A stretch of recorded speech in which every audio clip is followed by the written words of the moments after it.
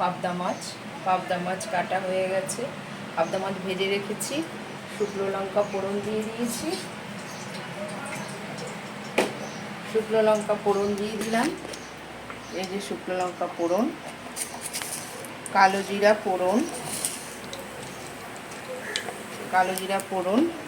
জিরে কাঁচা লঙ্কা বাটা দিয়ে দিলাম। জিরে কাঁচা লঙ্কা বাটা দিলাম, জিরে কাঁচা লঙ্কা বাটা।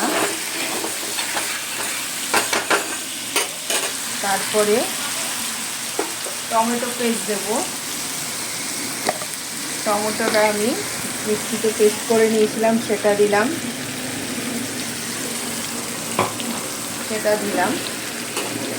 দিয়ে নাড়লাম।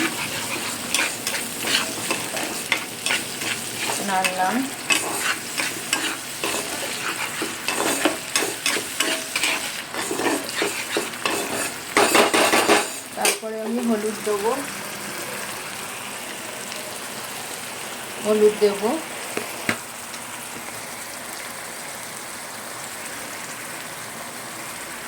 হলুদ দিলাম।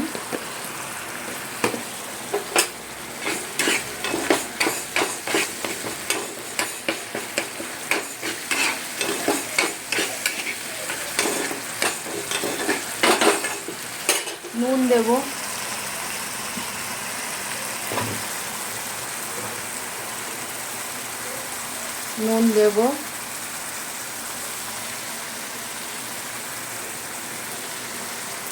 নুন দিলাম।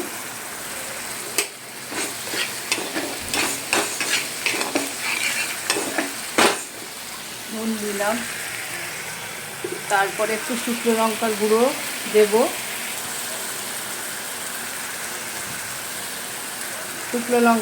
দিলাম। ঝালটা আপনারা বুঝে দেবেন। আমি কাঁচা লঙ্কা দিয়েছি বাটা, তারপরে শুকনো লঙ্কা ফোড়নে দিয়েছি। ঝালটা যে যার বুঝে দেবেন।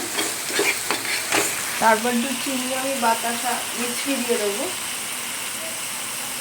মিষ্টি নকুন দানা দিয়ে দিলাম। এবার আমি জল দিয়ে দেবো।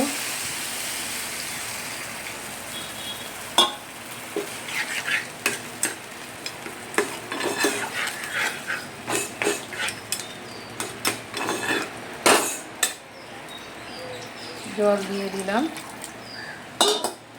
দিয়ে মাছগুলো ছেড়ে দিলাম। মাছগুলো দিয়ে দিলাম। এবার ফুটে গেলে আপনাদের সাথে দেখাচ্ছি। বন্ধুরা, পাবদা মাছের ঝাল রেডি হয়ে গেছে। এই যে পাবদা মাছ ঝাল রেডি হয়ে গেছে। জিরে কাঁচা লঙ্কা দিয়ে হালকা পাতলা ঝাল। কেমন লাগলো আপনারা জানাবেন। সাথে থাকবেন, পাশে থাকবেন, সাবস্ক্রাইব করবেন। আপনারা সুস্থ থাকবেন, ভালো থাকবেন। Thank you.